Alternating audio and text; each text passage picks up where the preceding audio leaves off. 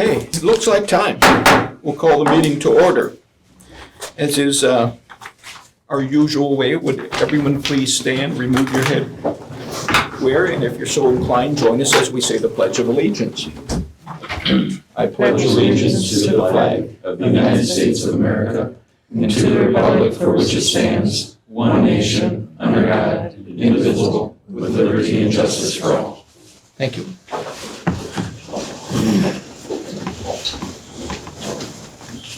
We have one addition to the agenda, and we'll call that number 15. Tuck pointing, CCC. Just please add those words to your agenda, and we'll discuss it when it comes time. If no one else has any additions or deletions to the agenda, I would look for a motion to approve. Move to approve. Brenda on the motion, No, second. Bill on the second. Other discussion? All in favor of the approval of the agenda, say aye. Aye. Opposed? Carried. Scheduled presenters. Mr. Hodges, Direct Admissions Program. You're up. All right. So this last spring, we received an email from the Department of Higher Ed, Minnesota Department of Higher Ed, about a pilot project that they were running starting this year called Direct Admission. So Jeff, if you want to go into the next slide. So Direct Admission, basically the goal is to give high school seniors an idea before they start down the process of applying for college, how much of a chance they have to get admitted to different colleges and universities. Ultimately, the goal is to help every high school student see themselves as college material. It's a partnership, really has more to do with higher ed and our technology vendor, Infinite Campus, because that's where the majority of the work had to happen. So great thing about Direct Admission, the way it was portrayed to us, is that there's no cost to us and there's funding involved that we can use to help get the process set up and going. I'm going to go ahead and go to the next one. So the benefits for our students is we will submit basically a data record that'll of grades and classes that our students take, and based on the Direct Admission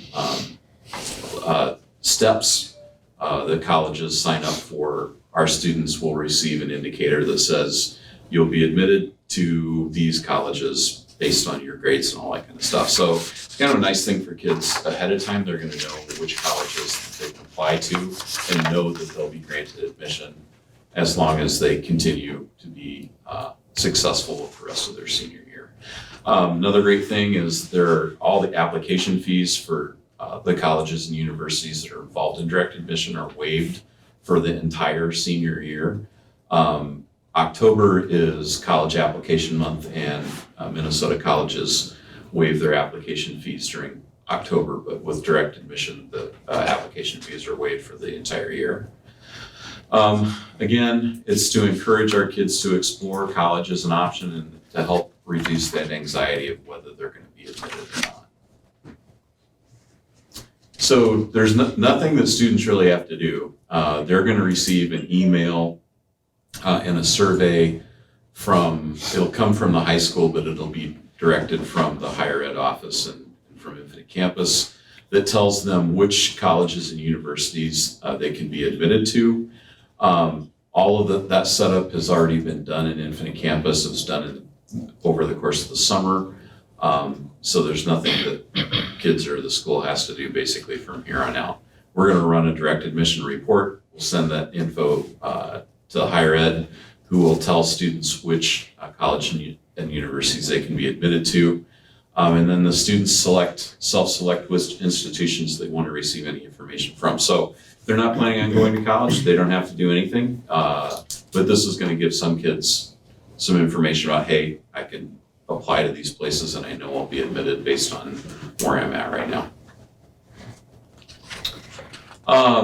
So there's kind of the criteria that was set up by the Higher Ed Commission and the colleges and universities that are involved. So there are 6 tiers. You can see basically the main thing there is it starts off looking at grade point average. And then there are some qualifiers based on the courses the kids take. Tier 1, if you got a grade point average of less than 2.5, and you're a student who wants to go to college, it's going to tell you which colleges that are involved in direct admission that you can apply to and be accepted in. And the criteria changes then obviously as the grade points go up, and there are some other qualifiers that go along with that through those 6 tiers.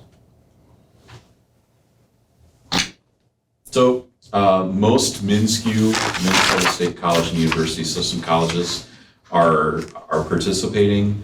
The U of M Crookston, Morrison, Duluth are participating. Unfortunately, the University of Minnesota Twin Cities is not at this time. And then there are a handful of private colleges that are participating in direct admission this first year as well. But I think that's kind of an ongoing process. There will be more added. In fact, there were 3 or 4 that were added just this month. I think that's it. That's really it, yeah. So it's really, it's a great thing for our students because they're gonna know what schools they qualify for. It doesn't mean that they're limited to those schools. Those are just ones that they will know based on their academic work up to this point. If they apply, they'll be accepted.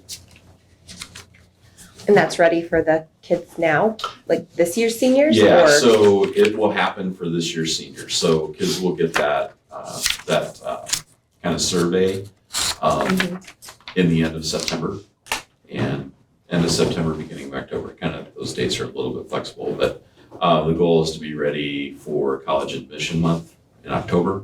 But we can submit, we can resubmit that list as many times as we want throughout the school year and rerun those things for kids who want to keep going. So. Okay.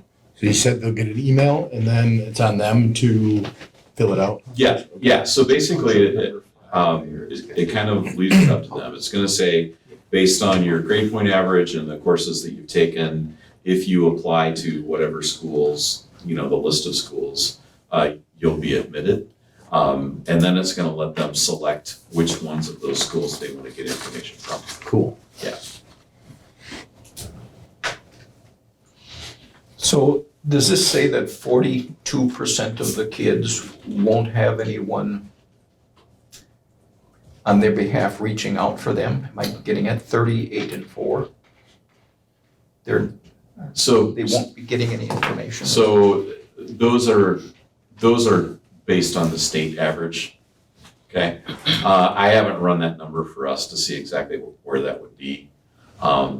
But basically, based on those GPAs, without taking any of the advanced math or English, what is it, 42% would qualify if you've got a 3.0 or higher to some institution. I don't have the list of institutions.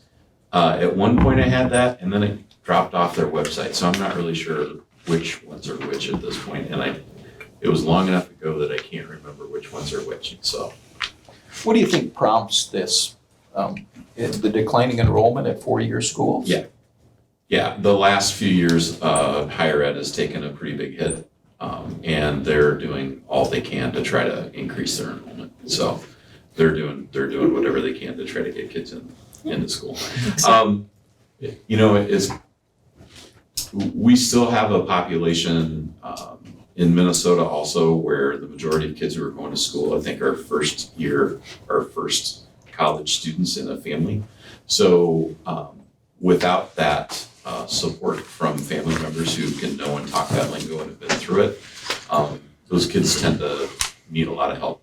So this is just another way to provide that kind of help for kids and to maybe give some kids an idea that, hey, maybe I didn't think I was college material, but here, if I did apply to these places, I could go to college. So. Any other questions for Mr. Hodges? Thank you. Thank you.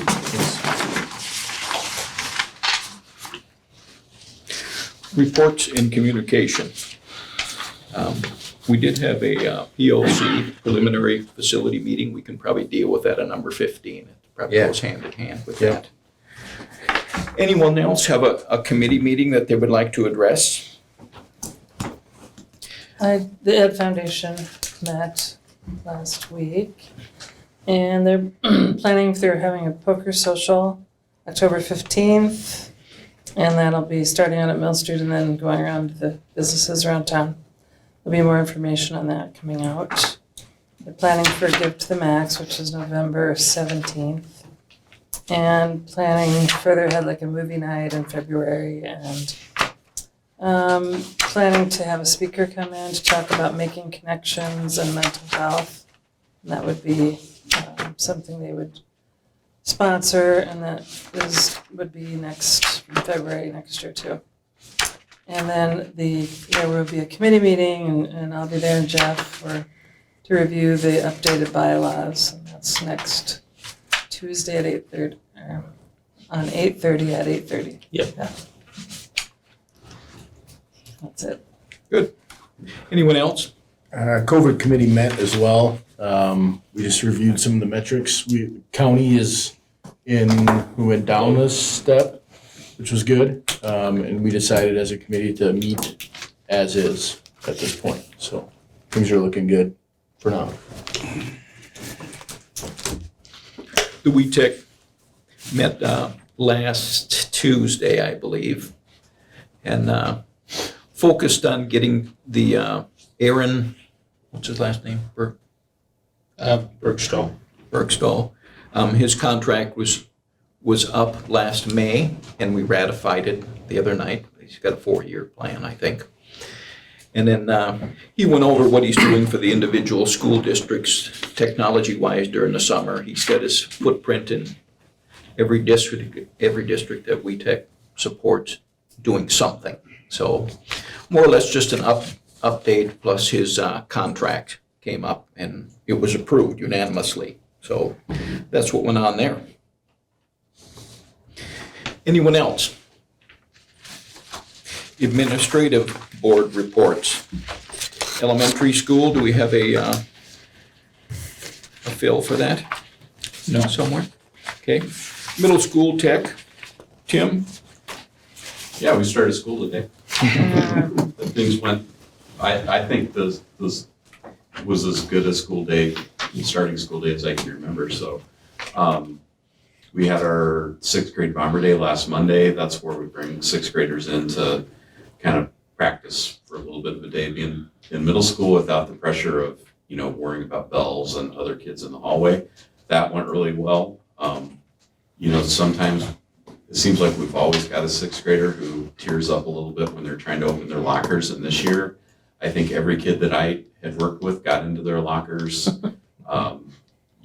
The normal problems that we have with rolling locker combinations from one number to the next on a yearly basis didn't happen this year. That was great. So that whole process went well. And when that process goes well, 6th graders are just a lot more at ease. That's the biggest thing that they worry about when they come to this building is getting into lockers and getting to class on time. So, we've had a busy month. We've got some staffing things we're working through.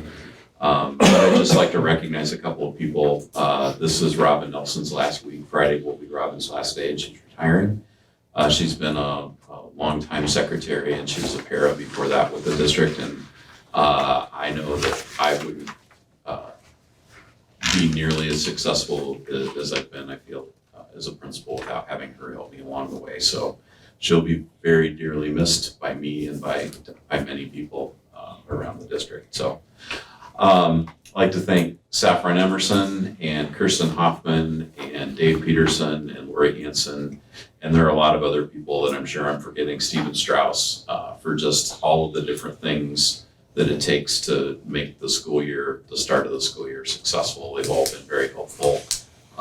This has been a great year for everybody pitching in and just getting things done that need to get done. So really appreciate everybody's help, and I think we're off to a good start. Thank you. Yep. Questions for Tim? Everybody got lunch today. It's always good. Community ed and activities. I'll start with our preschool numbers. We're looking right now currently at 86 students enrolled, and we have currently 5 on a waiting list. Cannon kids, we're at 132 for before school, after school combination, and that number is climbing. We'll be looking at using at least 3 rooms in the morning before school and anywhere from 4 to 5 after school. But certainly while the weather remains nice, we'll be looking at being outside to help try to ease that congestion and not utilize as many of those spaces. Fall community ed brochure should be launched by the end of this week. And we'll push that out through Infinite Campus as well as Facebook. So that gets going.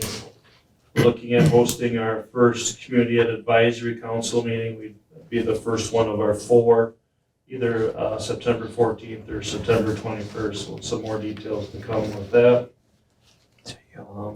Fall participation numbers for our athletic activity are remaining consistent.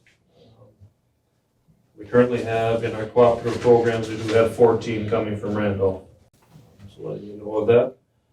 Auditorium project phase 1, the top portion, if you have not seen that yet, that has been completed, and we'll work on getting phase 2, the underneath portion of getting the pictures in the format that they needed and get that sent off. So that'll take quite a bit of time to gather those and get those ready and to get on their schedule.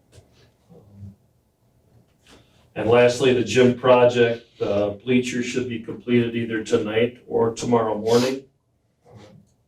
Wall padding graphic, those folks are coming in on Wednesday to wrap up. They have a couple corner pieces to finish, as well as a couple graphic pieces.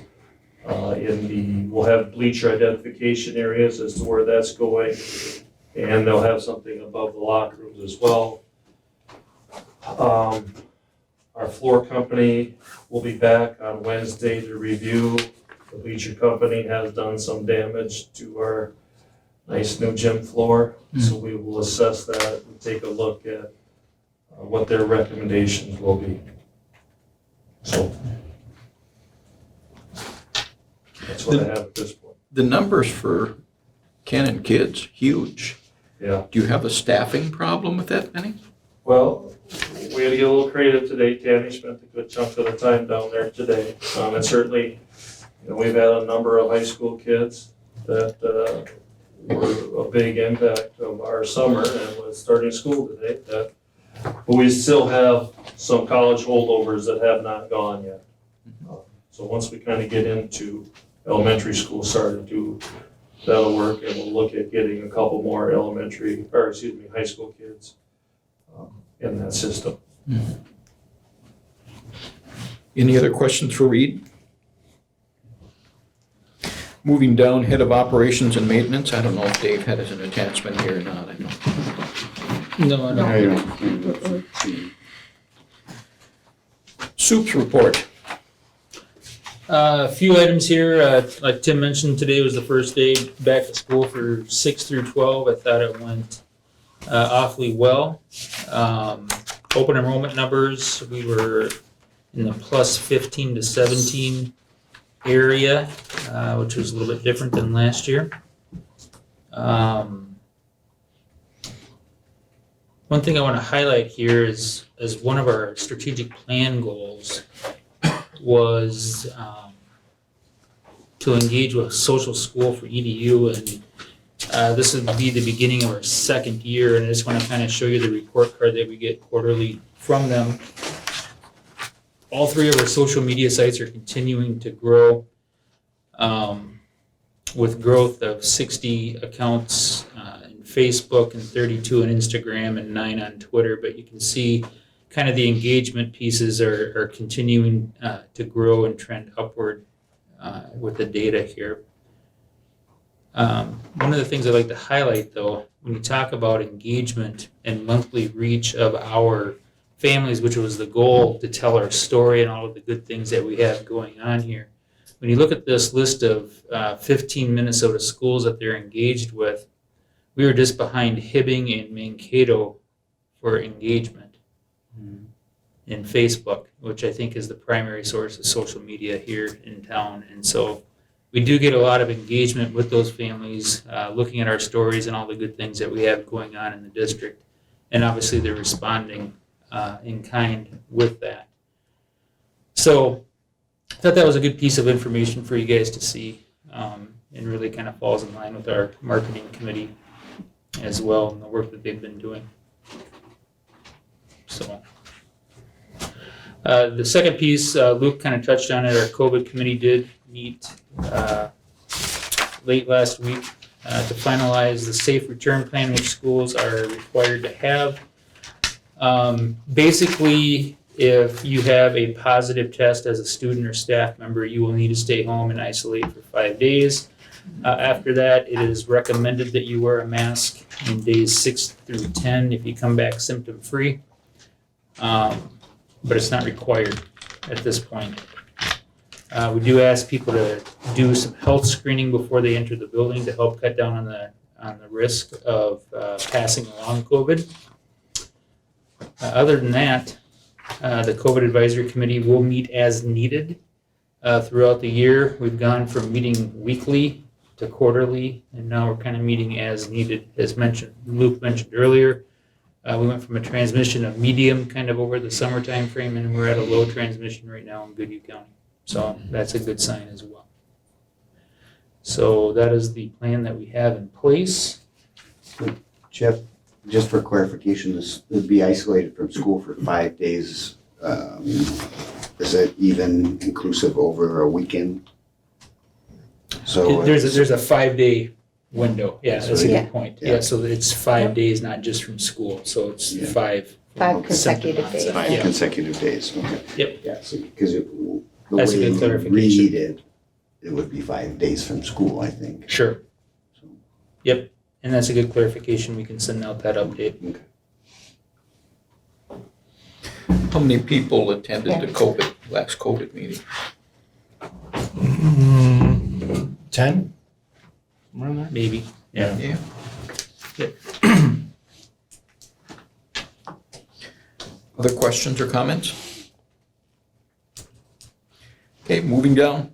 Public input. Comments are welcome from students, residents of the district, taxpayers, people with children in the district, and employees of the district, and must relate to school business and not exceed 5 minutes. The board cannot engage in a discussion during the comment period, but will take the info and find answers if it is appropriate.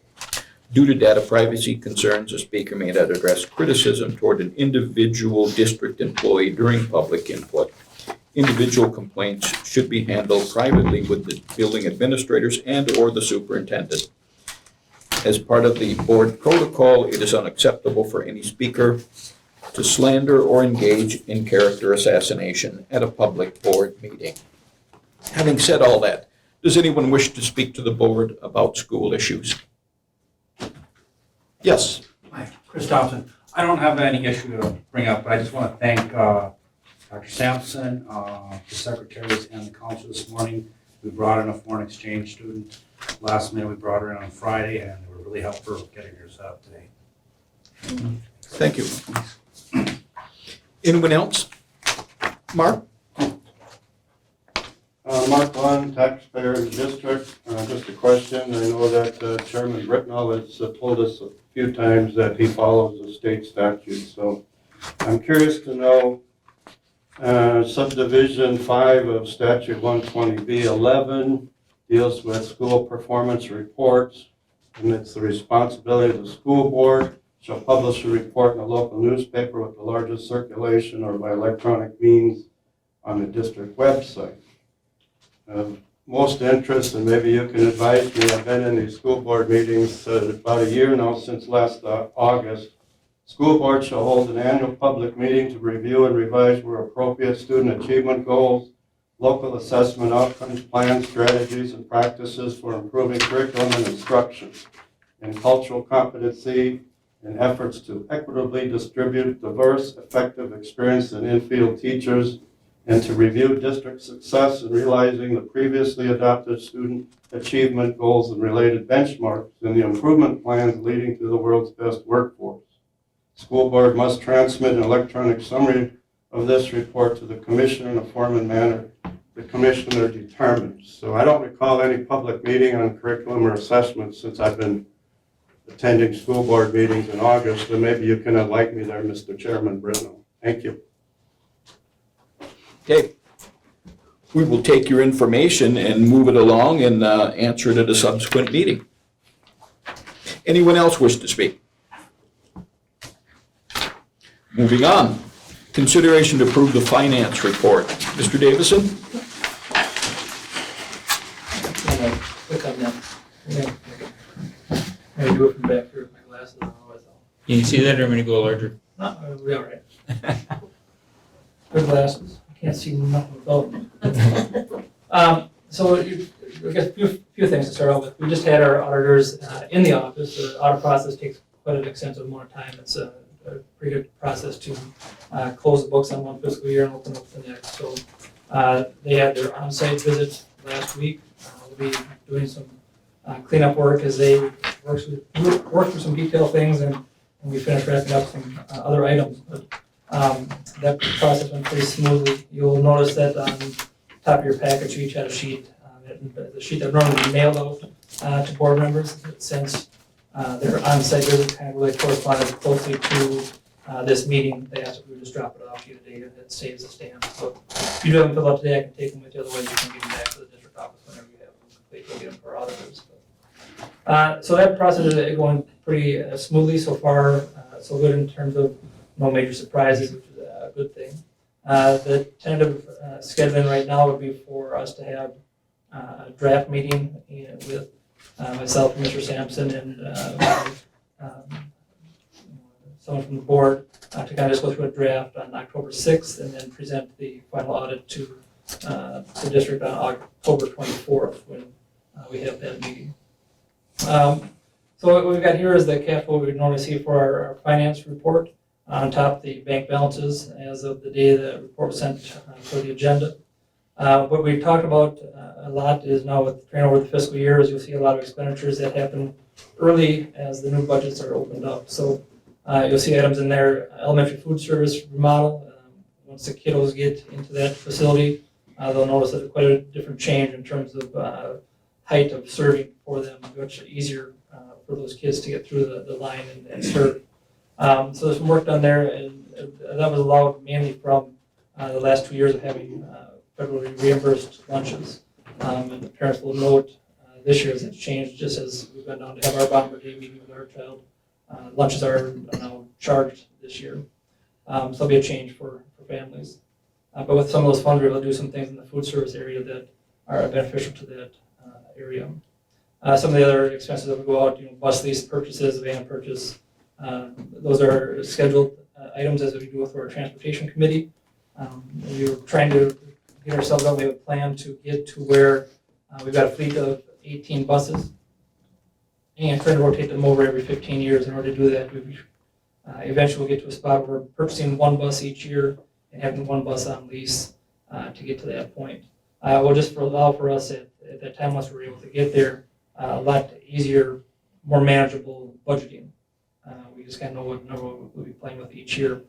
We had gotten to a point at one time where fund balances weren't very good, and sometimes in order to make things work, things like a bus will get reduced in order to make other items happen. And it's hard to catch up. Sometimes you get to there, but we're on a good path now to get that switched over. You see right there in the middle that roof reimbursement or that project reimbursement, and that is kind of ongoing as needed for the cash needs. We'll receive a better interest rate on our trust and where the funds are at for the building project right now. So if we don't need it for cash flow, we'll leave those dollars there to earn more interest when we can. So if that number looks like it's familiar, it'll just get pushed down the line until we need to do that so we can kind of earn as much interest as we can for that project. As we know, we've all seen from home that this thing just cost more. Other than that, there's really not a whole lot of highlight to there. As we've gone through and discussed most years, I've got the full year of cash flow in my office, and we are, again, staying positive for cash. Important, and I know we'll have some conversation coming up this year, and as part of the goals is to have some finance discussions. cash fund balance and actual fund balance are two different things, but cash-wise, we're good through the fiscal year. So if there are any questions, I'm going to definitely do my best to answer. Any questions for Josh? If not, I'd look for a motion to approve the finance report. I'll move to approve. Bill on the motion, I'll second. seconded by Luke. Any other discussion? All in favor of the approval of the finance report, say aye. Aye. Opposed? Carried. Consent agenda. Items under the consent agenda are considered routine and will be enacted under one motion. In the event a board member wants to discuss any particular item, it will be removed from the consent agenda for separate action. Usually we begin with Jeff acknowledging the acceptance of gifts. I can certainly do that. Thank you. We had a $6,000 donation from Dakota Electric Association, and they did not request where to put that, but they did ask us where we thought it would be good use for that, and we felt that the CTE department would be good for a welding station in the new project, and so that will be applied in that area. Had $800 donated from the Cannon Falls Ed Foundation for a yearbook camera. We had $9.24 from the Blackbaud Giving Fund for a student activity fund. $250, Mitch and Irvin Revland for 2 backpacks with 5th grade school supplies in memory of Carter Revland. $175 from Amesbury for backpacks and school supplies. $750 from the Little Log House for the FFA program.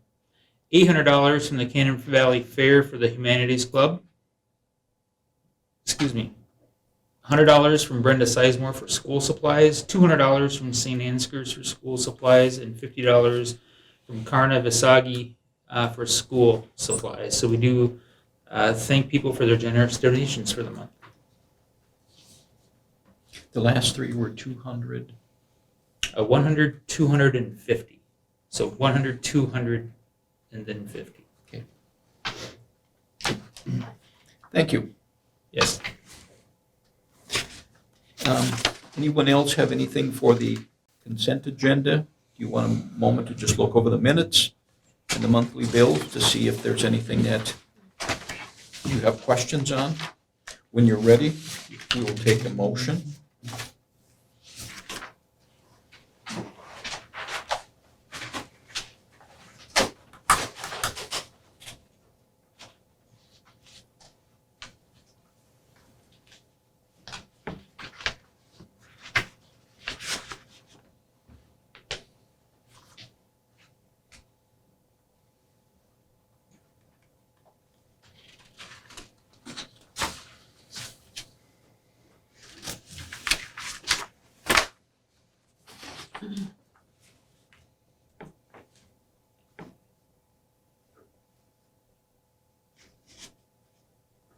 I'll move to approve.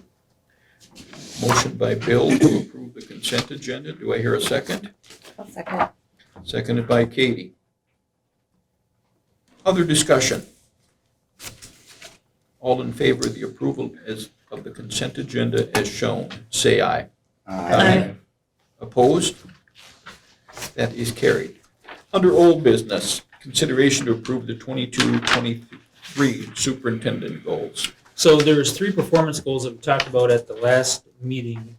And there was a request to kind of bring it more into a SMART format. And so the outward communication to promote, inform, and celebrate Cannon Falls area schools is kind of an ongoing goal as we're just getting the marketing committee up and rolling. But one of the specific items in there is to host quarterly information sessions on school finance, and that'll be the measurable. And we will be starting our first one on October 22nd of this year, and we'll do a broad overview of school funds and where they come from and how they are applied. And then from there, we'll continue to drill down into the ever-exciting world of school finance, and hopefully we don't lose half of the room when we are doing that. We will have this be a part of our normal board meetings.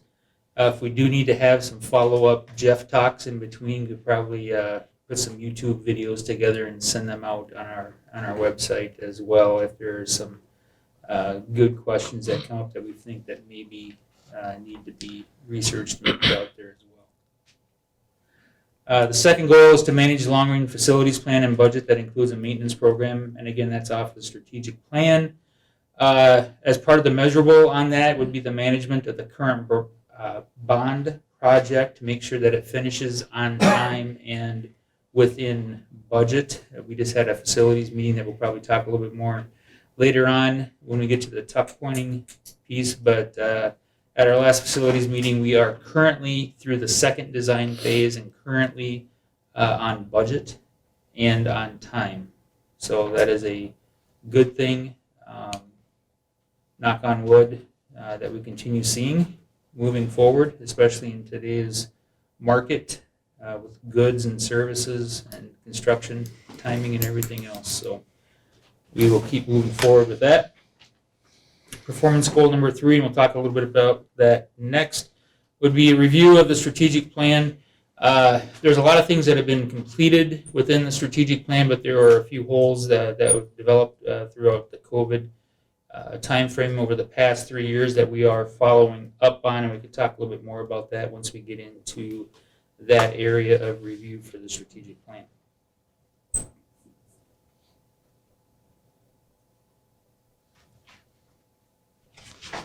I like your goal on the budget conversation. I think we all like it. In particular, there's a lot of misinformation and guesswork done within the community about what the budget is and how it's applied. And it doesn't mean negative, it just means misunderstood sometimes. And people are under the impression if you've got $10 or $12 million that you've got a lot of say in all of that money, and we know it's not. Much of that has been designated beforehand. So I think it's really good to show the community because there's people out there that absolutely make statements. You know, one of them was conversation about ESSER funding and the fact that it's tied to some language which we know to be patently untrue, but when you throw it onto social media like that, people accept it as true. Yeah. So I think it's really good that we talk that through with our community because along with marketing, we need to further our transparency conversation. So this fulfills that very well. Yeah, the marketing piece I've been very impressed with. I don't know if you guys have seen the ads pop up on your social media for school district and the good things that we have going on here and a chance to enroll and tell a little bit more about our schools. So. Thanks for attaching the strategic plan, the status. Yeah, I think that's the next agenda item, and we'll get a little bit more into the career and tech ed That's a separate pieces item. of that.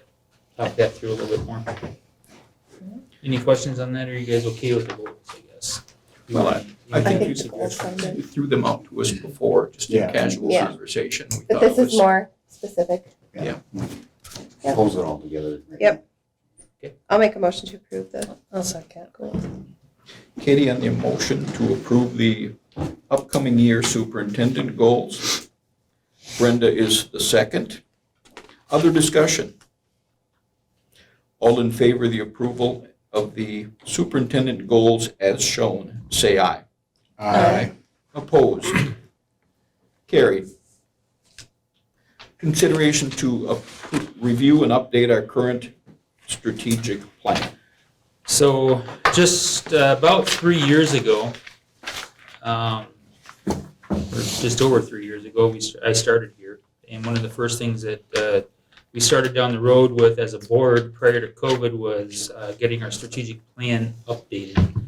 Obviously, the strategic priorities are from 2019 to 2022, and we thought it was going to be a 3-year process at that time, but obviously things happen, and we need to push through that.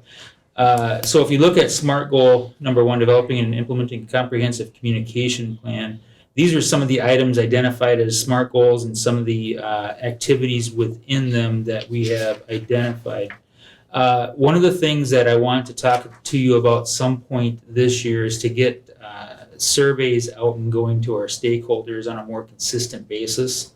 And what does that look like so that we can gather data and make information or make decisions based off of that data points coming in, whether it's from students, staff, parents, and community members. We want to be consistent in what we're doing and how we're gathering that data and making those decisions based off of that data.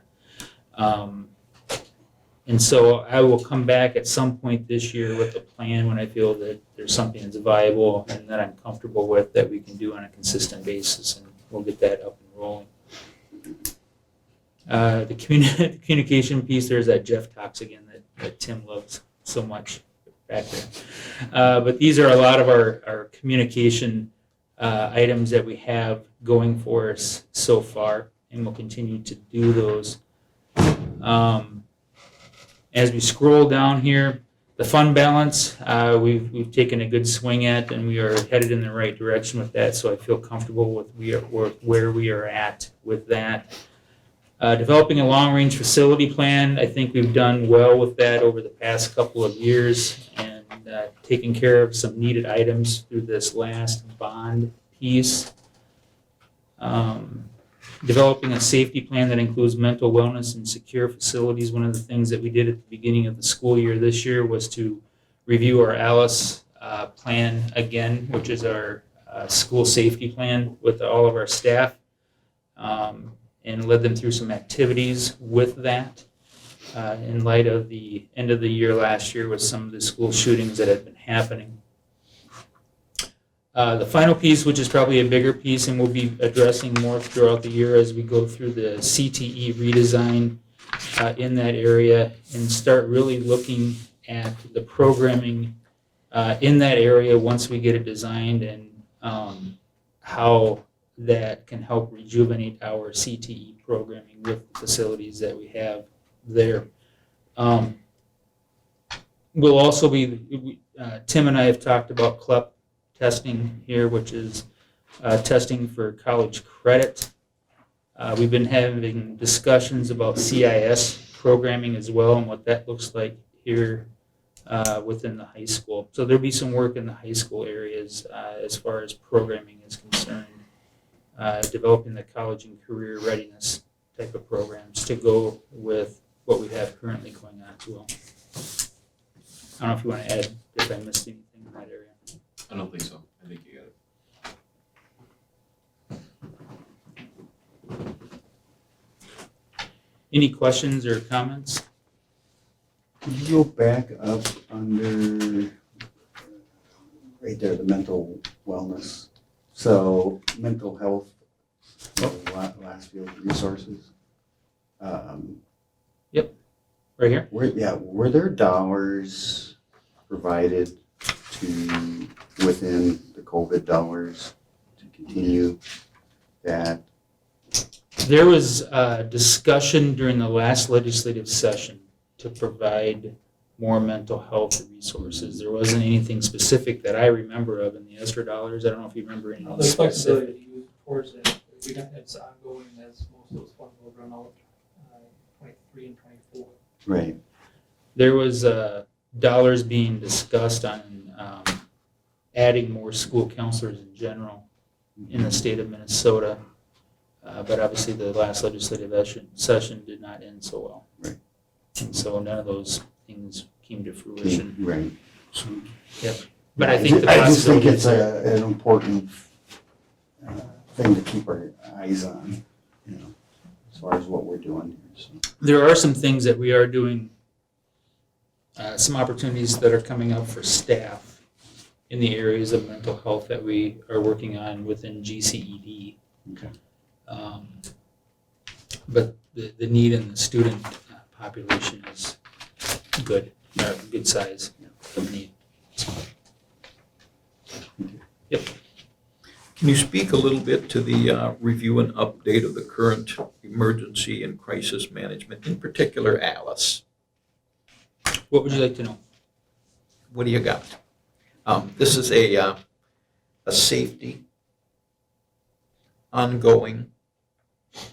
Yeah, we have a safety team, and maybe Tim can speak, or if I'm missing something here, but we have an ongoing committee that reviews our safety procedures and protocols, and we send staff back, it's almost yearly, isn't it? To get trained for the train the trainer. And we do train new staff coming into the district in those procedures. We work with local law enforcement and EMS and fire on those safety procedures.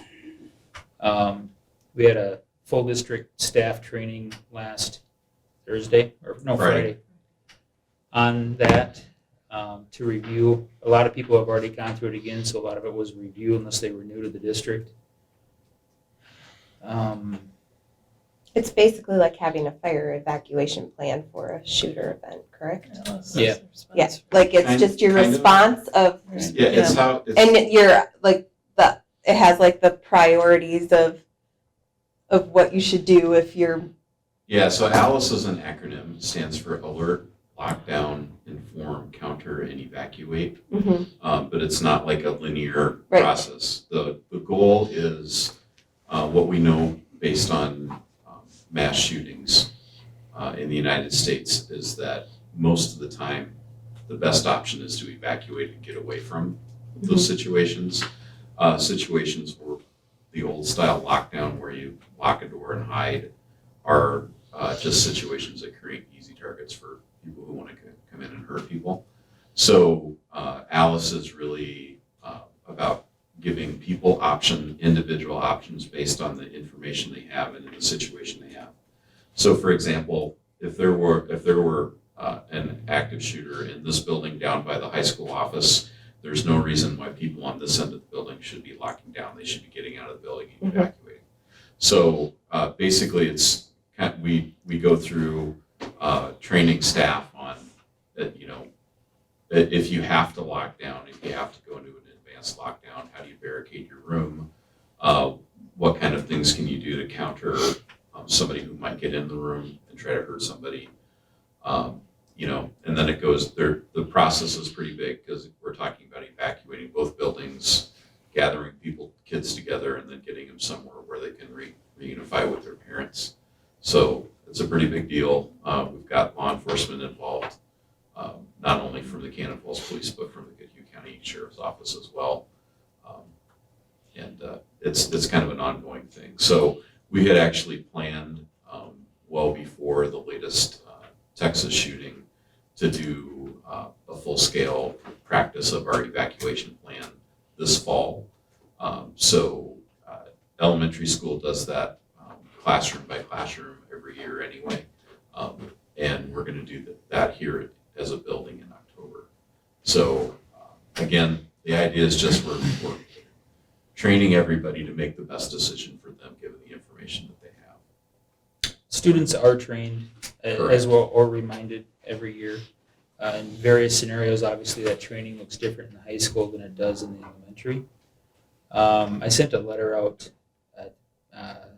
prior to school starting in regards to the school shooting last year in Uvalde, Texas. And what does that mean here? Obviously, we can't give out all of our security secrets, but it's letting people know that we do have a plan and that parents should feel comfortable with that plan. No plan is foolproof by any stretch of the imagination, but we do recognize the importance of safety, and it is a number one priority in the district. The responses are age appropriate, the materials age appropriate, and what we have kids do or not do fits with their age. We took steps a couple of years ago in the elementary entrance to change that over. It really no direct cost to the taxpayers, as I recall. That came from Invenergy dollars that had been, we sunsetted our roof payments, so, with the ALICE and even our upcoming building project has safety in mind. Correct. A big piece of that for me anyway is the secure receiving. Right now, in this building, when shipments come to the kitchen, they come through the kind of the middle school door. So if they come during the school day, there's usually a door propped open with deliveries coming in and out of there. So The new receiving area will be accessible through the outside and then not into the student area of the building. So that was a big piece of this. We've continued to work on our safety issues, and sad to say that nothing's perfect, and we just hope for the best for our community and our kids, and all kids. We made some changes with the field house too as well, getting access in and out of there, so that'll help too. You're right. Thank you. Other questions or comments on the strategic plan? If not, I would look for a motion to approve. I'll make a motion to approve. Katie on the motion, I'll second. seconded by Luke. Other discussion? All in favor, say aye. Aye. Opposed? Carried. Consideration to approve the 2022 resolution calling for the general and special election for November 8th of '22. Yes, this is for exactly what you just said, the general election for school board candidates. This is the calling of the election. Pretty simple and straightforward resolution. So we need a motion and a second, and then we'll let the clerk do her thing. I'll make the motion. to Luke on the approve. motion, Second. seconded by Brenda. Other discussion? Discussion closes. Katie, are you ready? Yeah, trying to see where I read. Should be right in there somewhere. I read that. Resolution relating to election of school board members and calling the school district general and special election. Be it resolved by the school board of Independent School District Number 252, State of Minnesota as follows. It is necessary for the school district to hold its general election for purpose of electing 3 school board members for terms of 4 years each, and a special election to fill the vacancy in the term of a school board member expiring January 6, 2025. The general and special election is hereby called and directed to be held in conjunction with the state general election on Tuesday, the 8th day of November, 2022. Pursuant to Minnesota Statute, Sections 205A11, the precincts and polling places for this general election are those polling places and precincts or parts of precincts located within the boundaries of the school district and which have been established by the cities or towns located in whole or in part within the school district. The voting hours of those polling places shall be the same as those for state general election. Do I have to read all I of it? think that's Just number, that's in that. yeah, there's a whole bunch of clerk duties there. Yeah. And then do we read who's on the ballot? Do we just? Lori, do they have to read who's on the ballot? You don't have to read that. Okay. All right, so that's, okay. So yes vote would be to approve the general and special election. Bob? Yes. Brenda? Yes. Luke? Yes. Bill? Yes. And Katie, yes. That passes by a 5-0 vote. Consideration to set the truth and taxation date of December 19th of '22 at 6 p.m. in the boardroom located at this address. Procedural in nature, we do it every year to allow people to come in and talk of their concerns or questions on the taxation. Yep, that is correct. I would recommend using this date as we need to have the truth and taxation hearing held before we can put in the final level. I'll make a motion to approve. Katie on the motion, I'll second. seconded by Luke. Other discussion? All in favor of the truth and taxation date of December 19th, '22, 6 p.m. at this location, say aye. Aye. Opposed? Carried. Consideration to approve the 22-23 restrictive procedures plan for Gced. Yes, this is a plan that is need to be yearly approved for our restrictive procedures, and it's put together by Gced for each of the school districts. Sherry's office has updated this plan and sent it out to each of the districts for approval. Move to approve. Moved by Brenda.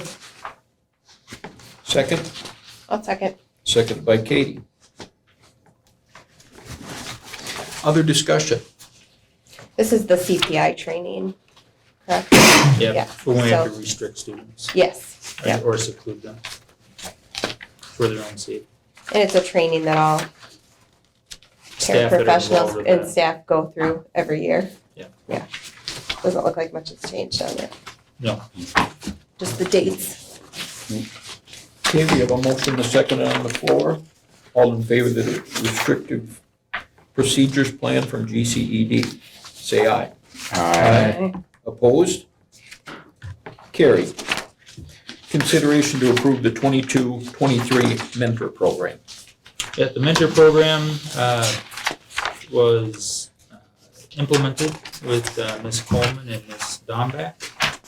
And it'll be ongoing throughout this school year with mentor and mentee teachers with our new teaching staff. It's a good program. Very good program.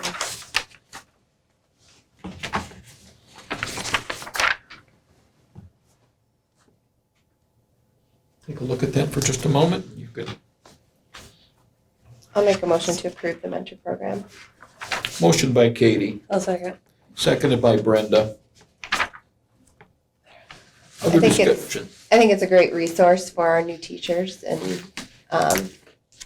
to have someone to go to ask any questions that they might have regarding our specific school or anything else, or just learning a new, especially our new teachers, like new to the teaching profession. So I think it helps them to feel comfortable too. So I think it's a great program. I agree. Okay, we have a motion, a second on the floor to approve the mentor program. All in favor, say aye. Aye. Opposed? Carried. Consideration to approve the updated coaching list. Can I hand that to Reed? Yep. The football staff, we said do a little restructuring due to one of the individual's work schedule. So that's why they are up for reapproval. And then the soccer coaches were interviewed and approved after the last board meeting. Still no junior high? I found out that we might have one person that's interested, that we could have something in place by the end of this week. I just feel it makes me a little nervous with that age range practicing together. Big size differences. So the highlighted people are the Yes. ones that we're approving tonight. Correct. Keith Myers on the 8th grade head coach. Sean Wingfield on the 7th grade head coach. Quentin on the assistant. I'm not sure Paul's last name. How do you pronounce it? Seneschal. Okay. We're approving him as well, along with Laura Rezak Yes. and Adam Van Slyke for the boys soccer JV. Okay. When ready for I'd make the motion to approve. Luke on the motion. Second, I'll second. seconded by Katie. Other discussion? All in favor of this 22-23 updated fall coaching list, say aye. Aye. Opposed? Carried. Consideration to approve a resolution authorizing a transfer from general fund to food service fund if applicable. This has been a yearly item around audit time that would allow us to transfer money out of the general fund into food service to bring it back to zero, because there's been a few years that it has been in negative balance. But I don't know if Josh, you want to talk a little bit about that, if that's probably going to be needed this year. This is the second to last. Could be this year, Thank you. because we're going back to having charged for the month this last year. Oh, yeah. Fairly reimbursed. You haven't had to make the transfer from general fund to food Cut off. service, but Yeah, Oh, maybe not. that's it. That's it. Is your resolution cut off in the packet? Well, No. no, it just, It just starts with whereas. Okay. I didn't know that it doesn't start. So we need a motion to approve. And it is a resolution. Yep. Mhm. I'll move to approve. Bill on the motion. Second. I'll second. Seconded by Lou. Other discussion? Clerk? Whereas Minnesota Statute 124D-111, Subdivision 3, defines the criteria and process for Minnesota school districts to transfer funds from the general fund to the food service fund, and whereas the School Board of Independent School District Number 252 has determined that a transfer of funds is necessary to eliminate the deficit in the food service fund, be it hereby resolved by the School Board of Independent School District 252 to transfer dollars from the general fund to the food service fund. The motion for adopting the foregoing resolution was made by Bill, second by Luke, and upon vote being taken thereon, the following voted in favor thereof. So Bob, Yes. Brenda, Yes.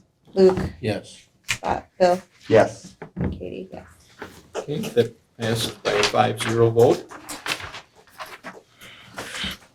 Moving along, consideration to approve a 22-23 1.0 FTE middle school, high school math teaching position. Yes, we had a math teacher back out of that position, and so we rehired a familiar name by the name of Bucky Lindell, and I am requesting that you approve his coming out of retirement. Wow. So, to help us out. I'll make a motion.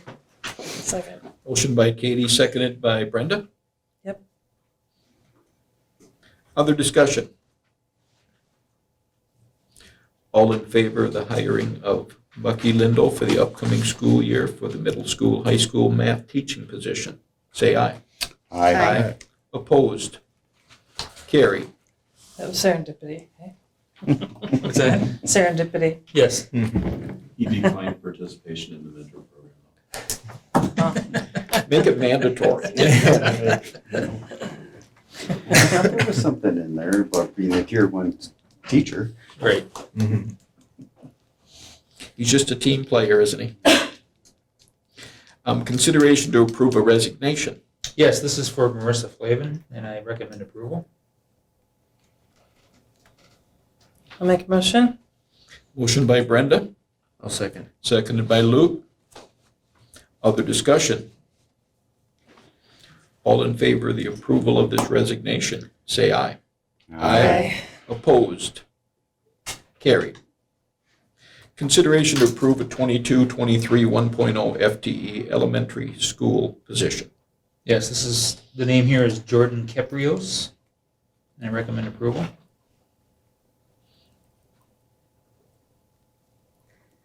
I'll make a motion to approve.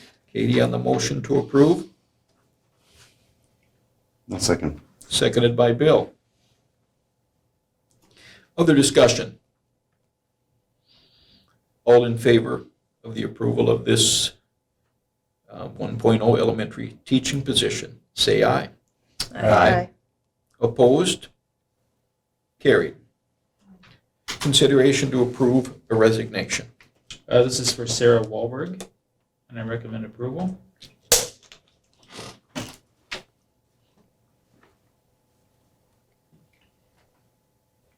I'll make a motion. I'll second. Motion by Brenda, seconded by Katie. Any other discussion? All in favor of approving the resignation, say aye.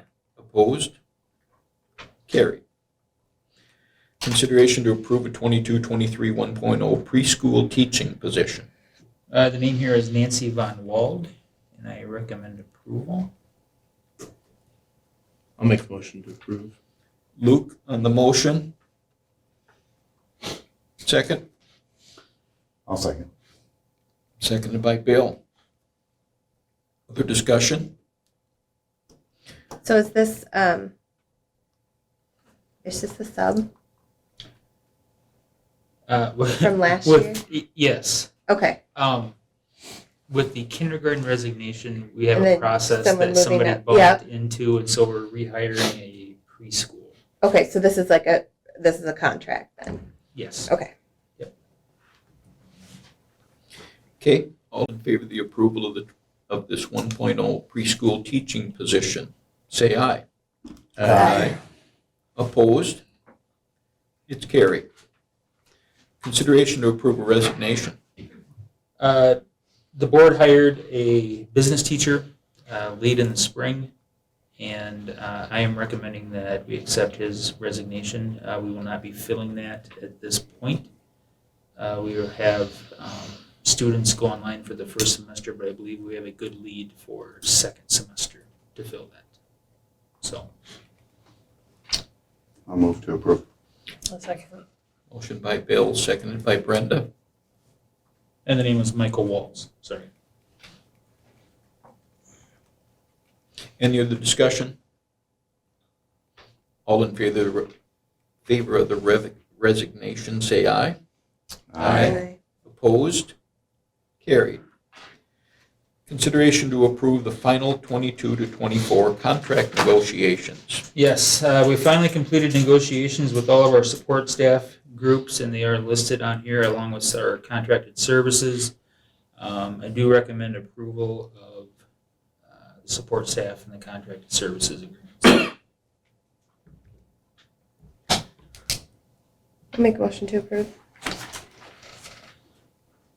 Katie on the motion, I'll second. seconded by Luke.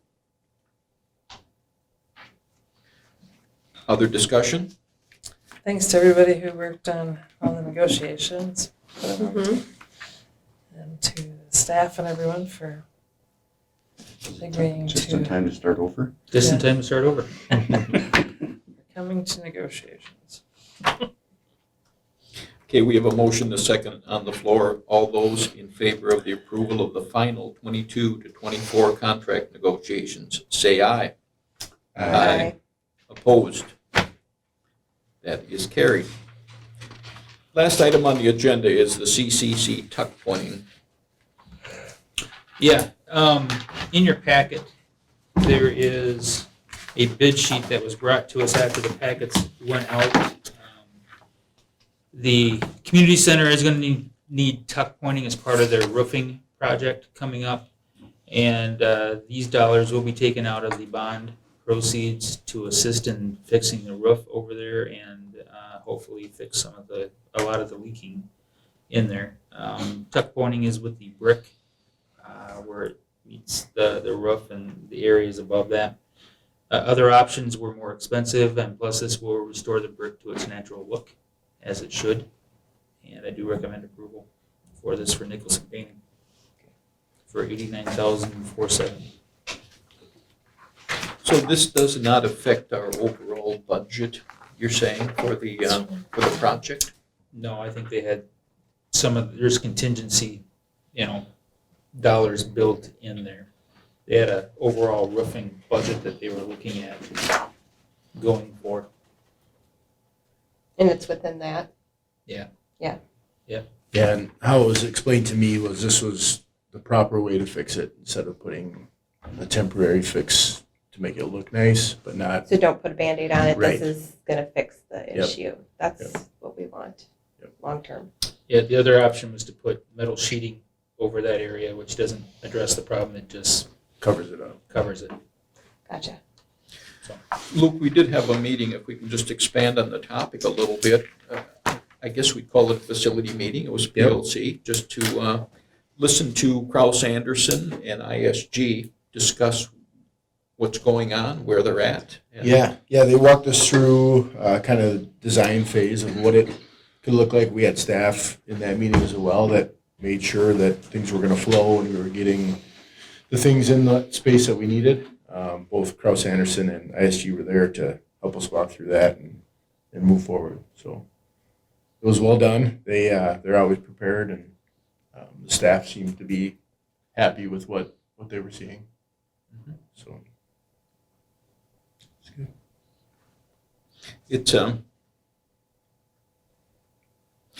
I was amazed, I guess, at how prepared they were and budgetarily, how things were working out. They seem fairly optimistic, I guess, about where prices may be coming in. It's kind of early to tell, but, and as far as the project itself, they seem pretty confident in its beginning and all phases of it, I guess, huh?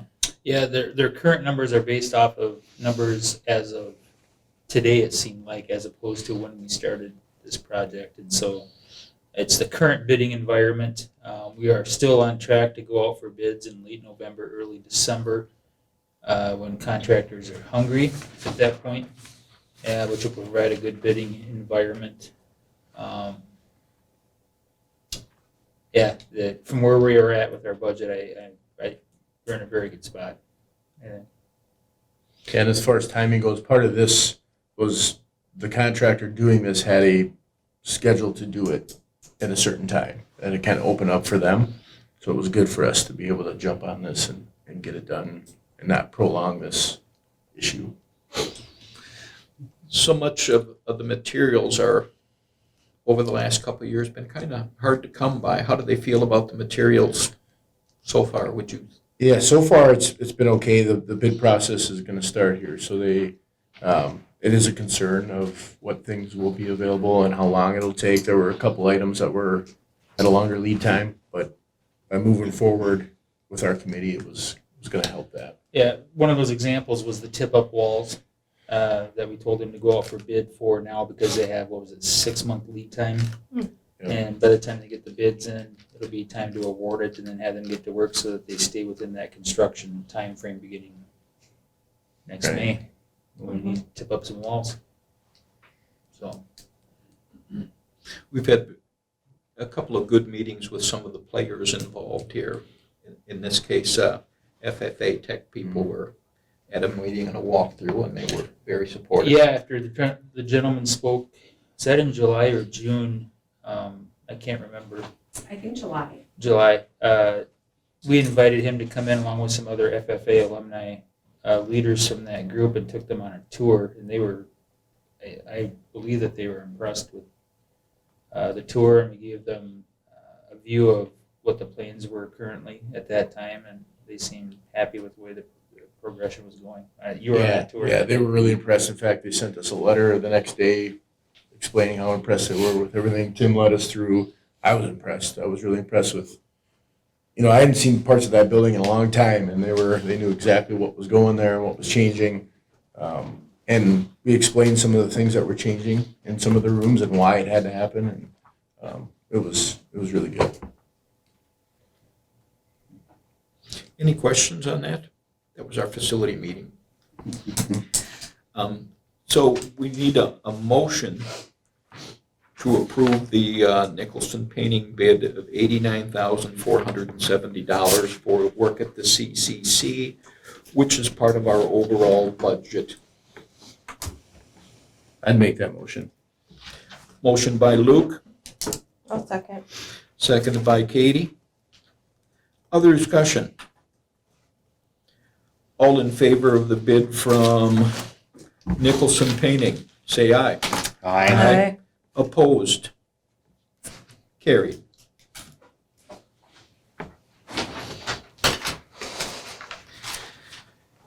It's nice to start a school year normally. This is, Whatever that is. The new normal. so it should be very happy to kick off without much of our issues are in our rearview mirror, but the COVID committee will be meeting on an irregular basis to just stay involved.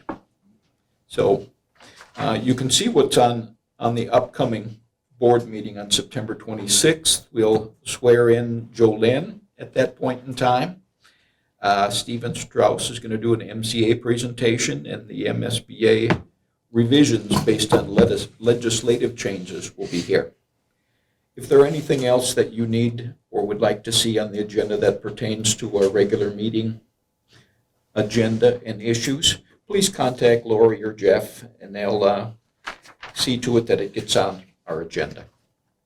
Having said that, I would look for a motion to adjourn. So moved. I'm so proud, Brenda. It always takes so long. I'll second. Brenda on the motion, Katie on the second.